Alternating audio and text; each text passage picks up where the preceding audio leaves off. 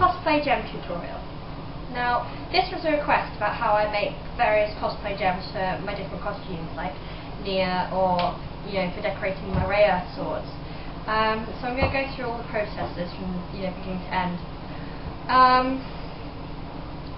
So yeah, the first thing is resin. I use this stuff, which is Gedeo crystal resin. Yeah, I'll probably write that in the description.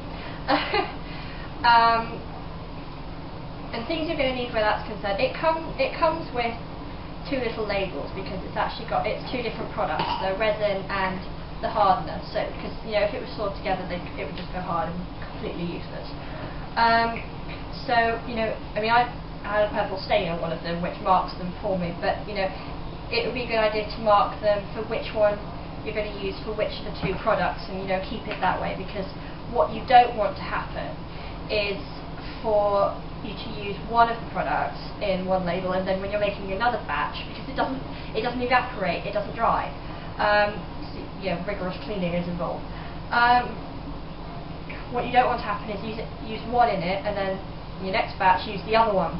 And what will happen then is, of course, you'll get the residue in the bottom, and it'll harden, and of course that will affect the measurements, because these actually come with little measurements down the sides. You're also supplied with a lollipop stick for mixing. You're not in the refill packs, but when you can get starter packs that come with the lollipop. If not, they're not hard to get hold of. For mixing in, I have sacrificed my Bugs Bunny mug, and it's now got what's probably a centimetre thick layer of leftover resin in the bottom there, where it just, not enough in there to make anything with, so it just let it dry in there. Yeah, be careful to avoid, getting things stuck on newspaper. So when you're done mixing, clean it. Otherwise, you end up with it stuck to whatever you're working on. Newspaper down and use gloves.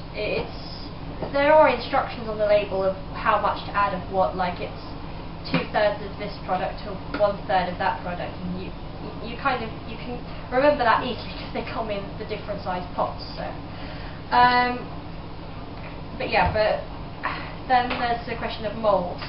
I happen to have these paint palettes, which are really good for making the semi-domed ones. But then I had a problem where I couldn't make anything else. So I managed to get. This is actually for resin. It works with other products as well, but I searched resin moulds on eBay, and you can get some pretty good ones. And this is quite a good selection pack. But again, there were things that I wanted to do, like for instance, show it, the dragon on the Umi sword, and to do that I then had to work out how to do custom molds. So had to find something, because I'd read up about it a little bit, and some people suggest, oh well, why don't you just use soap making molds, for example, and apparently that was tried and tested, and the resin bonded to whatever they used to make the soap molds, so that wasn't very good, because then you couldn't get your shape out. So then I heard about silicone moulding, and don't worry, it's not big and heavy. I use this product called Siligum, which again comes in two parts that you mix equally, and you roll it together in your hand until it becomes sort of like the pale blue that you get from mixing the white and the dark blue, and then you've got a certain amount of time to put it over whatever you're moulding to make your anti-mould before it hardens as well. This I can't remember how much the resin costs, but this costs about 27 quid. So if you're gonna buy it, you've got to be careful with how you use it, or don't waste it basically. So to make the dragon, I got some air dry clay. It did used to have eyes, but they fell off. And so yeah, made the model. Then rolled my silicone my Siligum stuff. Basically, just forget to fit that way. Pressed it over the top. And the good thing about the Silicone is it doesn't bond to the air dry clay. It didn't bond to the newspaper I was working on. And so you wait for that to set, and because it's still rubbery, you can just pull it away.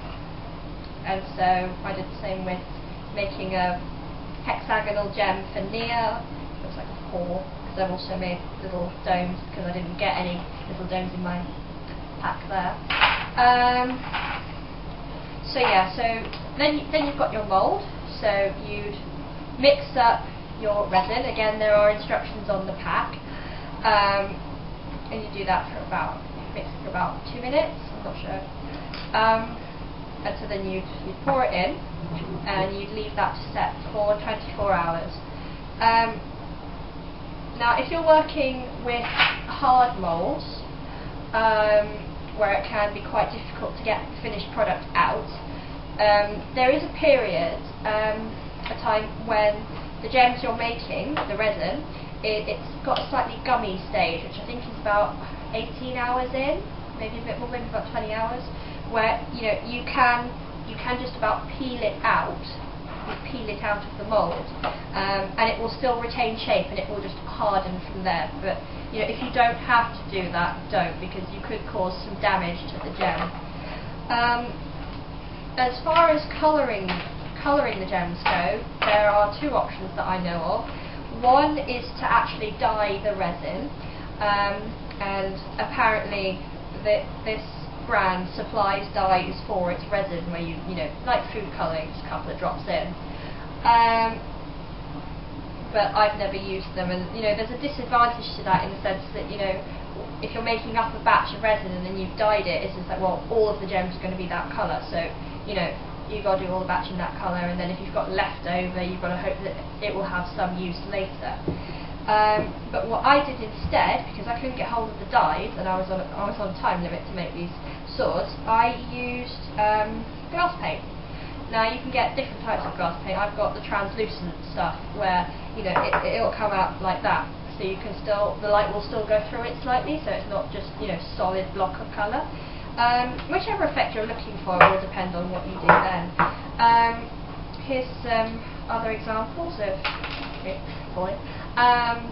resin gems that made using the different moulds that I haven't had a use for yet.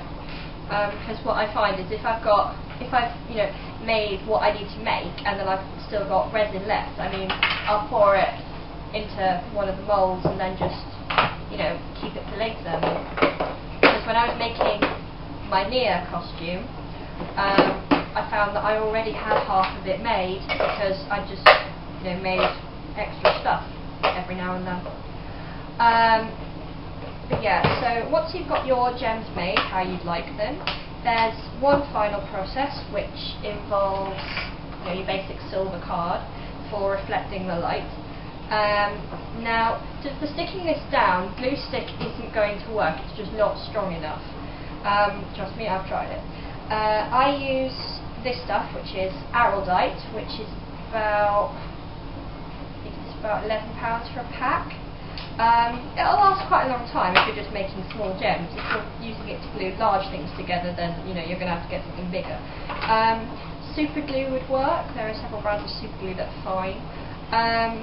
Again, with Araldite, it's just it's another resin and hardener. It's just a case of mixing them together. It comes with a little mixing stick, and I conveniently use the back of the packet as my mixing palette.